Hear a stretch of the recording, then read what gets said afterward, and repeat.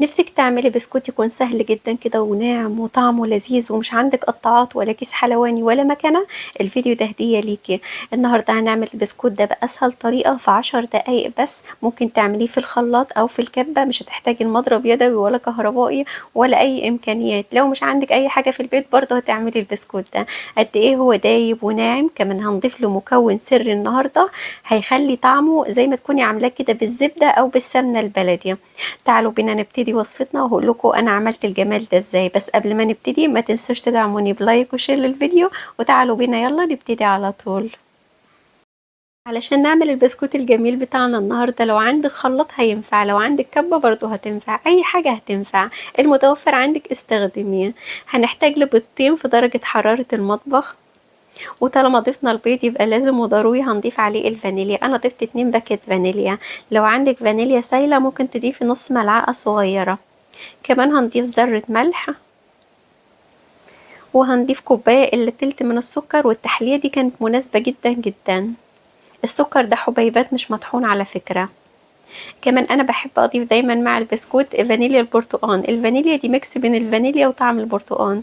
يعني حتى لو مش بتحبي طعم البرتقان، فانيليا البرتقان مختلفة تماما، طعمها لذيذ جدا جدا. او ممكن تستبدليها بملعقة صغيرة من التانج.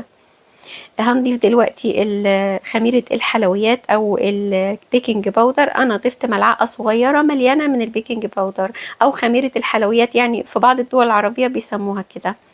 انا كنت هستخدم طبعا الخلاط زي ما اتفقنا، لكن حصل دروب في الخلاط بتاعي فما رضيش يشتغل. فرب ضارة نافعة، هستخدم الكبة. يمكن ربنا عمل كده برضو علشان افيدكم واقول لكم ان الكبة تنفع او الخلاط ينفع، الاتنين بيعملوا نفس المفعول. هنضرب الخليط ده كويس مع بعض لغاية ما نتأكد ان السكر داب والقوام بتاعه بقى كريمي كده ولونه فاتح زي ما انتم شايفين كده. كل ما هنضربه كويس في المرحلة دي هيبقى البسكوت معاكي ناعم وكمان لونه بيبقى فاتح. دلوقتي هنضيف المادة الدهنية. هنضيف كوباية إلا تلت ميكس بين يا إما الزيت والسمنة، يا إما ممكن تستخدمي كوباية إلا تلت من السمنة، يا إما كوباية إلا تلت من الزيت، يعني المتوفر عندك ممكن تستخدميه. هضربهم كويس جدا كده مع بعض لغاية ما الخليط ده يبقى متجانس تماما مع بعضه، يعني مش مفصول. بصوا ده شكله الخليط وهو يعني فاصل، لسه ما اتضربش كويس. انا حبيت برضو اوريلكم المنظر. دلوقتي انا ضربته كويس فبقى شكله زي ما انتم شايفين كده مختلط مع بعضه. مش فاصل، يعني شوية زيت وشوية بيض مثلا او سكر، لازم يبقى مختلط كويس. بعدين دلوقتي هنجيب طبق وهنضيف فيه 3 كوبايات من الدقيق. والمكون السري اللي انا قلت لكم في بدايه الفيديو هيخلي قوام البسكوت زي ما نكون عاملينه بالزبده او بالسمنه البلدي هو النشا. هضيف كوبايه الا ربع من النشا. ودلوقتي هجيب الخليط السائل اللي انا ضربته في الكبة، وبعدين هضيفه على المكونات الجافة دي وهدمجهم كويس بايدي كده. طبعا انا بالراحة كنت بدمجهم بس انا مجريه الفيديو عشان ما اطولش عليكم. احنا مش بنعجن البسكوت علشان ما ينشفش. بصي بقى بعد ما نخلص كده البسكوت كله ويتلم معانا ويندمج مع بعضه، بنختبره بايدنا بعد ما نغسلها. يعني وانتي بتعجنيه او بتلمي العجينة بتكون ايدك ملزقة، فده مش مقياس. اغسلي ايدك وبعدين اختبري العجينه، لان كده كده ايدك هتفضل تلزق فيها. لكن لما بنغسلها زي ما انتم شايفين العجينه ما بتمسكش فيها. بصوا العجينه الحلوه لما احنا بنطبطبها كده ما بتشققش وكمان ما بتطلعش ماده دهنيه. لو انتوا في الصيف هناخد العجينه دي ونحطها في التلاجة 10 دقايق، لكن لو انتوا في الشتاء بنستخدم العجينه ونشكلها على طول. باخد قطعة كده من العجين بين ايديا وبلفها، وبعدين بعملها زي الكورة كده صغيرة، وما تكتروش الحجم لان حجم البسكوت ده الصغير بيبقى جميل. بطبطبها كده وما تخلوهاش تخينة وما تخلوهاش رقيقة. وبعدين بالمشط ده، المشط ده على فكرة جديد مش بنستخدمه، يعني انا مخليه الحاجات الحلويات والحاجات دي بشكل بيها. بعمل الخط ده وبعدين بطبطب عليه من فوق علشان نعمل شكل الصدفة. هعمل معاكم واحدة تانية. بنبططها كده وبنفردها وبنشدها بنسحبها سحبة خفيفة بالمشط، وبعدين بنعمل الحركة دي علشان تبقى شكل الصدفة، يعني لو انتوا حابين. هعمل معاكم شكل تاني برضو. بصوا انا فردتها وبططتها كده وخليتها مدورة. ممكن تخلوها زي ما هي كده بالظبط مدورة، وانا في الحقيقة بحب الشكل المدور الصراحة يعني.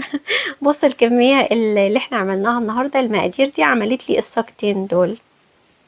كمية كبيرة وحلوة وفيها بركة. هقولكوا بقى التسوية بتاعتها، هندخلها على فرن ساخن. اي بسكوت علشان ما يفرش منك او ينشف لازم تدخليه على فرن ساخن جدا جدا، لكن بمجرد ما بندخل الصواني في الفرن بنوطي درجة الحرارة على 180، اول 10 دقايق على 180، بعدين بنوطي درجة الحرارة علشان يبقى مقرمش كده من بره وطري وناعم، علشان يبقى كده برضو ريحته حلوة. عارفين ريحة البسكوتات المميزة دي؟ احنا بنسيبه يتحمص براحته كده على درجة حرارة هادية جدا. انا كمان سويته على اعلى رف في الفرن، ما بحبش اسوي البسكوتات على الرف اللي في النص علشان ما تتلسعش وتكون مش مستوية كويس. لما بحطه على التالت درجة في الفرن اللي هو الرف اللي تحت الشواية على طول، بيطلع البسكوت متحمص تحميصة مثالية زي ما انتوا شايفين كده، ومش واخد لون غامق من تحت. وانا بحب البسكوت في الدرجة دي بصراحة. البسكوت ممكن تاكلوه وهو شكله ذهبي كده من غير اي تزويق ولا اي حاجة، صدقوني طعمه رائع رائع رائع. وعايزة اقول لكم ناعم جدا جدا. وفي الاخر كده انا هقطع البسكوت عشان تشوفوها. بصوا دي كل الكمية اللي احنا عملناها اللي على الصينية واللي في الصاجة دول. بصوا انا جبت اللي هي الشوكولاتة، شوكولاتة المطبخ دي، وسيحتها على بخار مية، وبعدين ابتديت اشكلها علشان نعمل الطريقة دي التقليدية اللي احنا متعودين بنشوفها دايما. البسكوت الميكس، البسكوت الفانيليا مع الشوكولاتة بيعمل بصراحة ميكس جامد، يعني جربوه يعجبكم جدا جدا. على فكرة دول مكعبين بس من العلبة اللي هي الشوكولاتة المطبخ، يعني ما بياخدش كتير وفضل منهم كتير على فكرة.